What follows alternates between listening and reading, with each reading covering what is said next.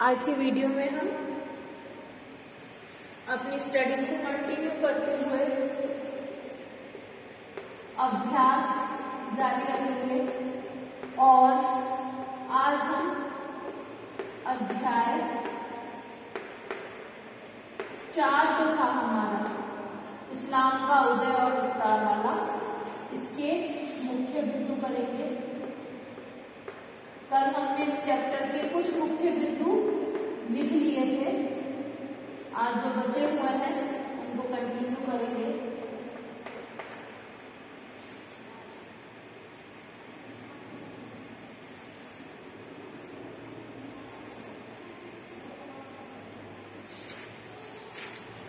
हम लोगों ने इस्लाम के उदय के बारे में लिख लिया था, पैगंबर साहब की मक्का में स्थापना, मदीना की ओर जाना, मक्का पर विजय, ये सब कर लिया था। और 2 क्वेश्चन मैंने आपको होमवर्क के लिए दिए थे, उमय्यद वंश की स्थापना, स्वतंत्र राष्ट्रतंत्र का केंद्रीकरण और खलीफाओं के शासन का विस्तार, गृह युद्ध और संप्रदाय का निर्माण।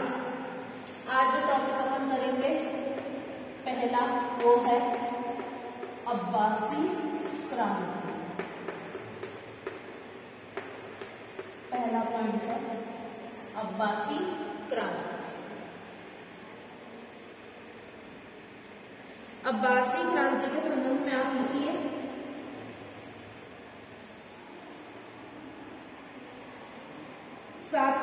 ईस्वी में अब्बासियों ने उमय्यद वंश के शासन को समाप्त किया।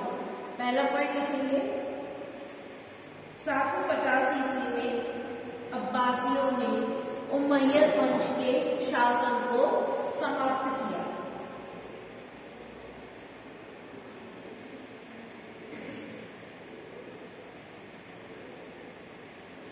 दूसरा पॉइंट, अब्बासियों ने बगदाद को अपनी राजधानी बनाया। अब्बासियों ने बगदाद को अपनी राजधानी बनाया और इस्लामी संस्थाओं और विद्वानों को संरक्षण प्रदान किया। और इस्लामी संस्थाओं तथा विद्वानों को संरक्षण प्रदान किया।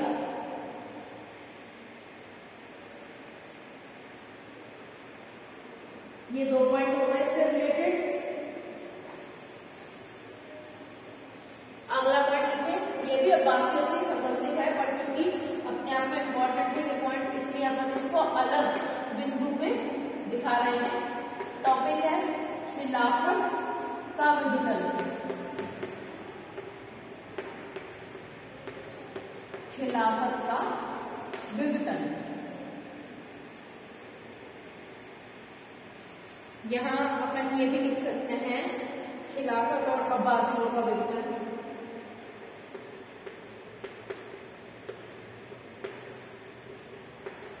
ठीक है, करें इसमें पहला पॉइंट।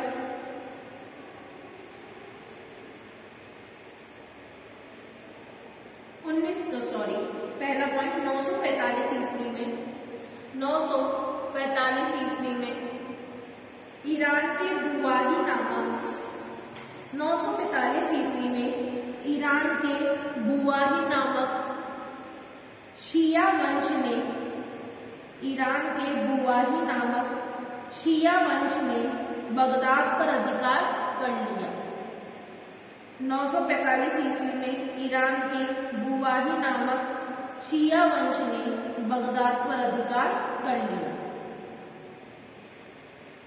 बुवाही शासकों ने विभिन्न उपाधियां धारण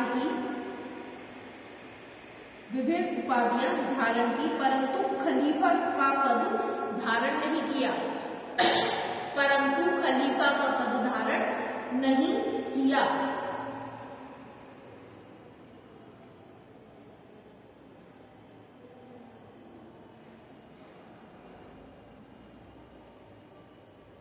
अगला पॉइंट, 1969 ईस्वी में फातिमी खिलाफत की स्थापना हुई। फातिमी खिलाफत की स्थापना हुई, जिसने मिस्र के शहर काहिरा को अपनी राजधानी बनाया।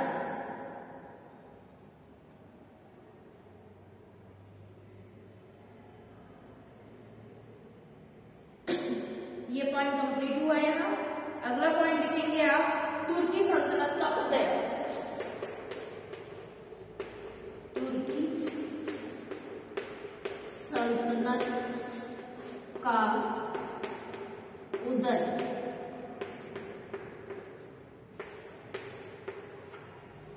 तुर्की सल्तनत का उदय। इस टॉपिक में पहला पॉइंट जो है वो आप लिखेंगे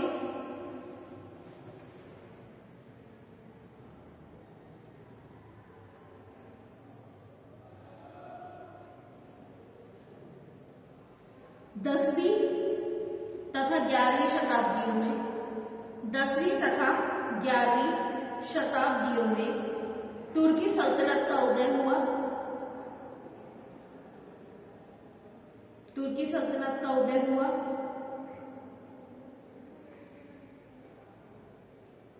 दूसरा पॉइंट, गजनी सल्तनत की स्थापना। गजनी सल्तनत की स्थापना अल्पटिगिन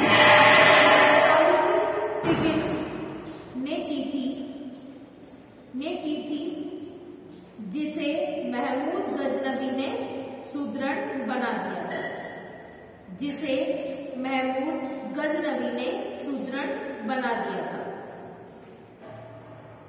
थर्ड पॉइंट लिखिए। थर्ड पॉइंट लिखिए,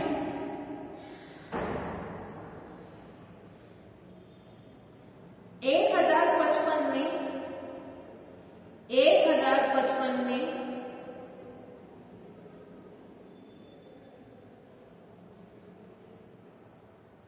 तुर्कों ने बगदाद को अपने अधीन किया।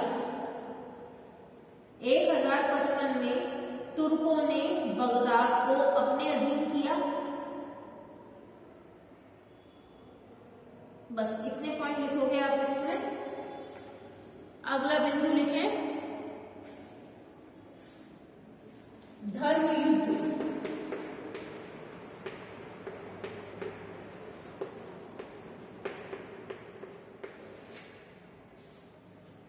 अगला जो पॉइंट है वो है धर्म युद्ध।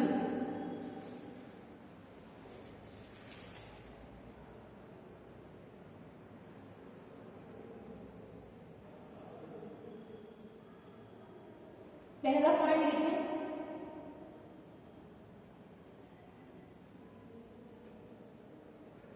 एक हजार पिचानवे 1095 और 1291 1291 के बीच ईसाइयों तथा मुसलमानों के बीच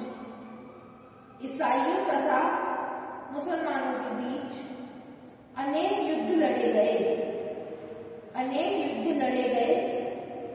जिन्हें धर्म युद्ध कहा जाता है।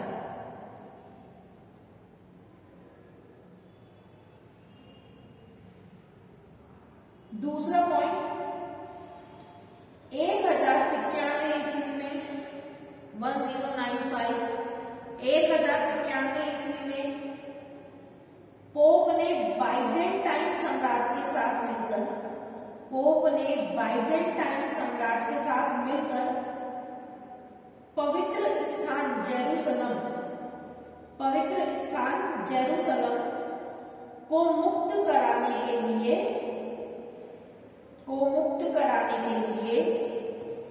ईश्वर के नाम पर युद्ध का आह्वान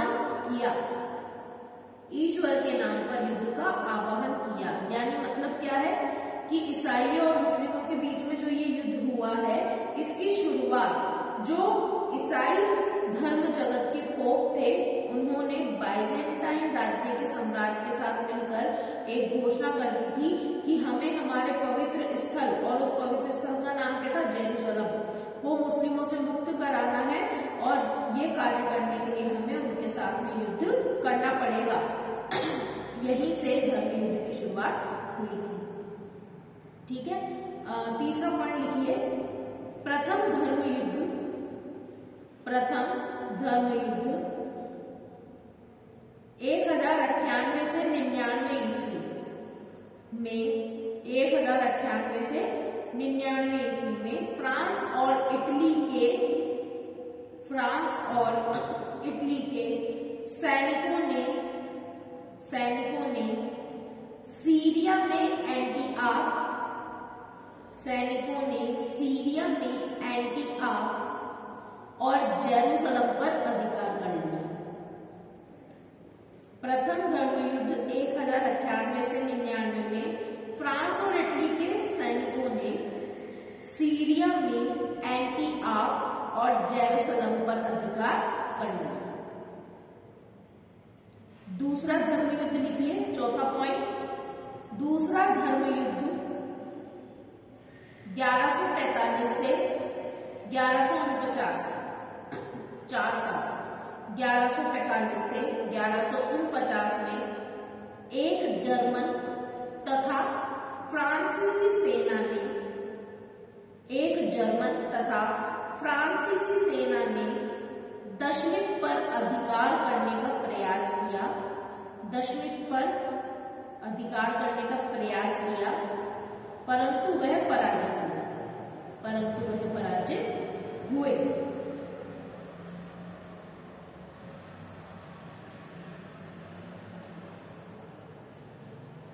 अगला पॉइंट लिखिए, 1189 में तीसरा धर्म युद्ध हुआ। अंत में मिस्र के शासकों ने 1291 में धर्म युद्ध करने वाले सभी ईसाइयों को फिलिस्तीन से बाहर निकाल दिया। इस प्रकार धर्म युद्ध समाप्त हुआ। यह हो गया धर्म युद्ध के संबंध में। अगला पॉइंट जो है वो आप लिखेंगे अर्थव्यवस्था। अर्थव्यवस्था किस प्रकार की थी इस्लामी समाज के अंतर्गत, और अर्थव्यवस्था के अंतर्गत क्या क्या कार्य किए जाते हैं। अर्थव्यवस्था किसे कहते हैं, यानी किसी भी देश, किसी भी क्षेत्र या फिर किसी भी राज्य में लोग अपना जीवन चलाने के लिए किस प्रकार की आर्थिक क्रियाएं संपन्न करते हैं, और उन्हीं आर्थिक क्रियाओं से बनी व्यवस्था को अर्थव्यवस्था कहते हैं। तो अपन पढ़ेंगे कि अर्थव्यवस्था किस प्रकार की थी, लोग क्या क्या कार्य करते थे।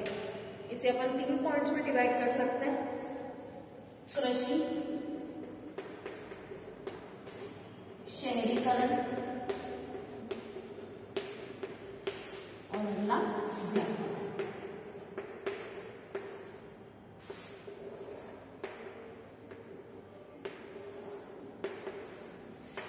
कृषि, शहरीकरण और व्यापार, ये 3 पॉइंट हो गए। पहला पॉइंट है कृषि। इसमें आप लिखिए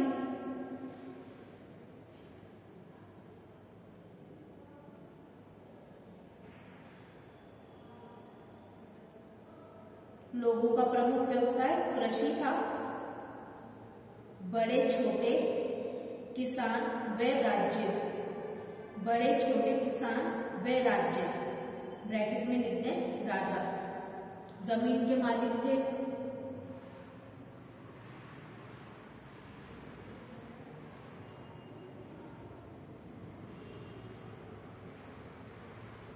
पहला पॉइंट हुआ। दूसरा लिखे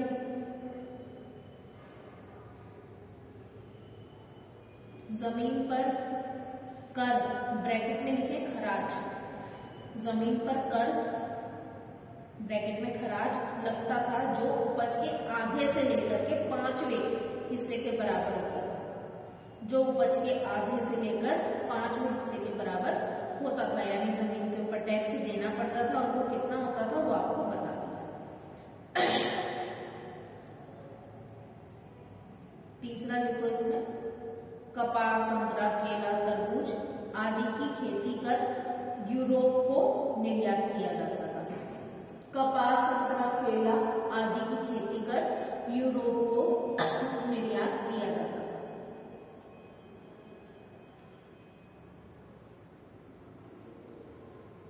सेकंड पॉइंट है शहरीकरण।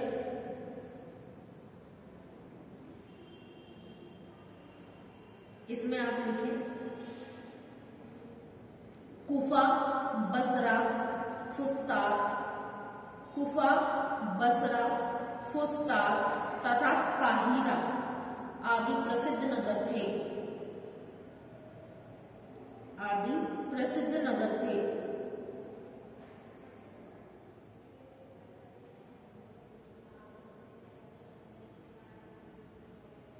दूसरा पॉइंट, शहर के दो मुख्य केंद्र थे। शहर के दो मुख्य केंद्र थे, एक मस्जिद तथा दूसरा केंद्रीय मंडी। एक मस्जिद तथा दूसरा केंद्रीय मंडी।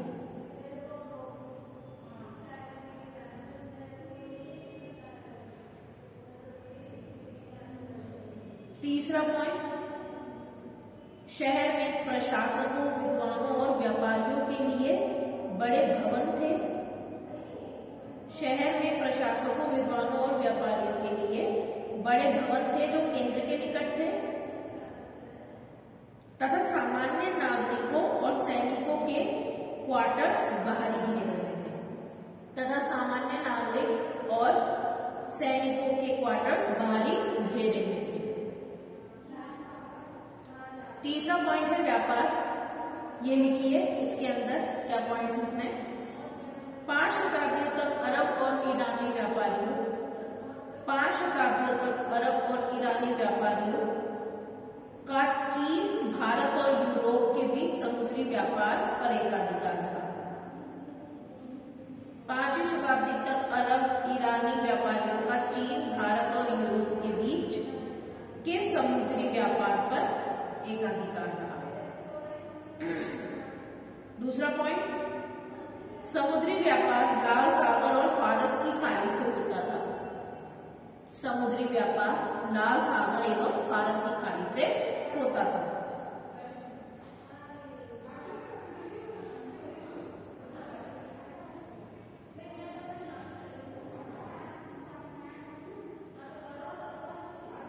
अगला लिखो, सोने, चांदी और तांबे के सिक्के बनाए जाते थे। सोने, चांदी और तांबे के सिक्के बनाए जाते थे।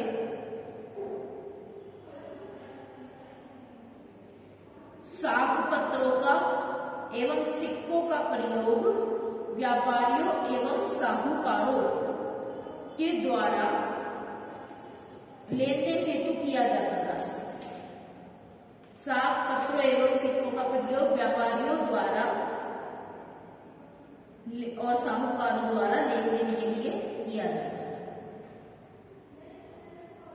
ठीक है, ये पॉइंट हुआ अपना कंप्लीट अर्थव्यवस्था के बारे में। अब अगले जो कुछ पॉइंट हैं वो आपके होमवर्क के रहेंगे।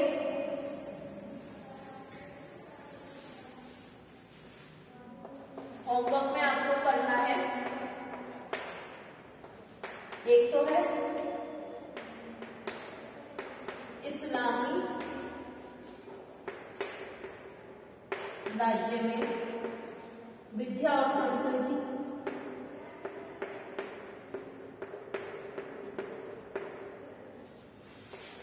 और संस्कृति की क्या स्थिति है।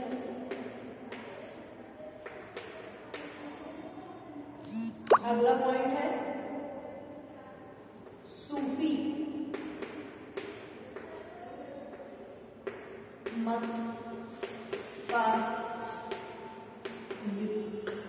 मत की विचारधारा व विकास।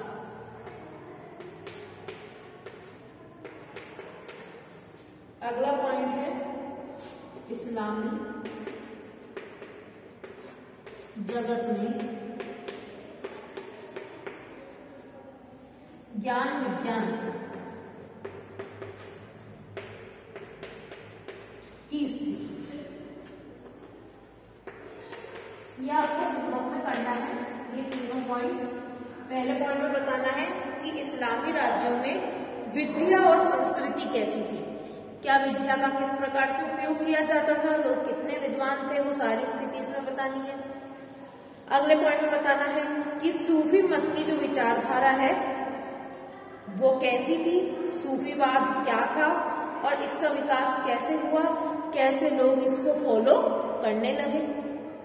और लास्ट पॉइंट में आपको ये बताना है कि इस्लामी जगत में ज्ञान विज्ञान की क्या स्थिति थी, किस प्रकार से लोग ज्ञान लेते थे या क्या वैज्ञानिक नवीन पद्धतियों का, नवीन विचारधाराओं का जन्म हुआ इस दौरान, वो भी चीज आपको बतानी है।